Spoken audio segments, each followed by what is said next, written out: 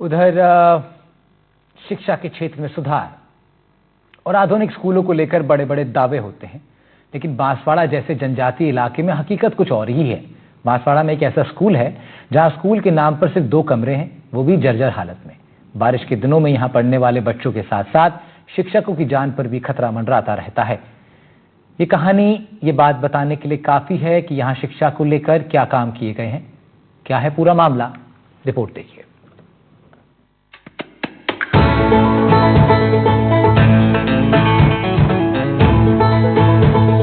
बांसवाड़ा जिले के अबापुर तहसील की ग्राम पंचायत खोड़ी पिपली के राजकीय प्राथमिक विद्यालय की हालत देखकर ये समझना मुश्किल नहीं है कि यहाँ शिक्षा किस हाल में है। विद्यालय में 62 विद्यार्थी नामांकित हैं, लेकिन भवन के नाम पर केवल 2 कमरे हैं। एक कमरा स्टाफ रूम के रूप में उपयोग हो रहा है और दूसरा बच्चों के बैठने के लिए, जिसकी छतों में दरारें और जर्जर दीवारें साफ नजर आती हैं। बारिश के दिनों में ये कमरा भी पूरी तरह असुरक्षित हो जाता है।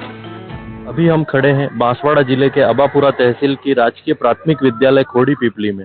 यहाँ पर देखिए किस तरह से बच्चे जो है बारिश के समय में भवन के अभाव में, एक जर्जर भवन जो है जहाँ पर एक कमरा भी पूरी तरह से व्यवस्थित नहीं है, कमरों में पानी टपक रहा है, छतें पूरी जर्जर हो चुकी हैं। ऐसी अवस्था में बच्चे जो है किचन शेड के अंदर जो है पढ़ाई कर रहे हैं। हम आपको दिखाएंगे तस्वीर किस तरह से बच्चे जो है इस किचन शेड में बैठ के पढ़ाई कर रहे हैं। ये देखेंगे तस्वीर किस तरह से बच्चे पढ़ाई कर रहे हैं। बाहर बारिश हो रही है और ये टीन नुमा जो है कमरा जिसके अंदर बच्चे पढ़ाई कर रहे हैं। हम जानेंगे हमारे साथ में जो यहाँ पर शिक्षक हैं, शिक्षिका है जो मैडम, इनसे जानेंगे कि कैसे हालात हैं और क्या ये जो अव्यवस्था है जिसके कारण इनको इस तरह बच्चों को पढ़ाना पड़ रहा है। जी, आपका नाम? जी, मेरा नाम खुशबू फैसरिया, राजकीय खोड़ी पिपली में कार्यरत हूँ। मैं पिछले 3 साल से मैं यहाँ पर कार्यरत हूँ और यहाँ पे बच्चों को बहुत असुविधा हो रही पढ़ने में, क्योंकि हमने 2-3 बार एप्लीकेशंस भी दे चुके हैं। मतलब बहुत हमको ये स्कूल में पढ़ाने में दिक्कत आ रही है, बच्चों को असुविधा हो रही है, हमें भी असुविधा होती है। बारिश के टाइम पे हमको बहुत परेशानी हो रही है, बच्चों को कहाँ पढ़ाए। अब ये टीन शेड में हमने बच्चों को बैठा के यहाँ पे पढ़ाई करवा रहे हैं। स्कूल स्टाफ बच्चों को मजबूरी में टीन शेड से बने मिड डे मील किचन में बैठकर पढ़ा। वहाँ भी हालात बेहतर नहीं है।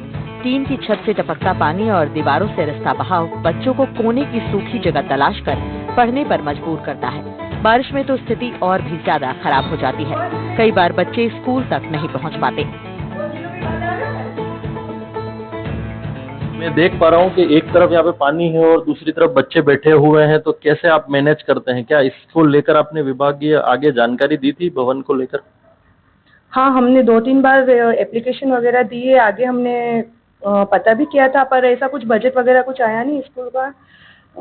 अभी हम कोशिश भी कर रहे हैं कहीं हो जाए कुछ बच्चों के लिए, तो सुविधा हो जाए इसके लिए। बट अभी क्या, हम 3 टीचर सब लेडीज टीचर्स है, तो कुछ भाग दौड़ करनी पड़ती है। पर मैम हमारे वो भी थोड़ा शारीरिक स्वास्थ्य से वो कमज़ोर है थोड़ा सा, और हम 2 टीचर्स, मैं भी अभी मैटरनिटी लीव पर थी और अभी स्कूल ज्वाइन की है, और एक ही टीचर है अभी। अब कोशिश कर रहे हैं कि आपसे कुछ हो जाए स्कूल का। विद्यालय के भवन का ठीक ना होना सबसे बड़ी कमी है। जो भवन मौजूद है वो पूरी तरह से जर्जर हो चुका है। कई बार विभाग को भवन निर्माण को लेकर प्रार्थना पत्र भी भेजे गए हैं, लेकिन अब तक कोई सुनवाई नहीं हुई है। शिक्षक मजबूरी में जैसे तैसे काम चला रहे हैं। ये हालात शिक्षा विभाग और प्रशासन की लापरवाही का प्रतीक है। जब शिक्षा की नींव ही इस तरह की बदहाली में होगी, तो आदिवासी अंचल के ये बच्चे अपने सपनों को कैसे साकार कर पाएंगे?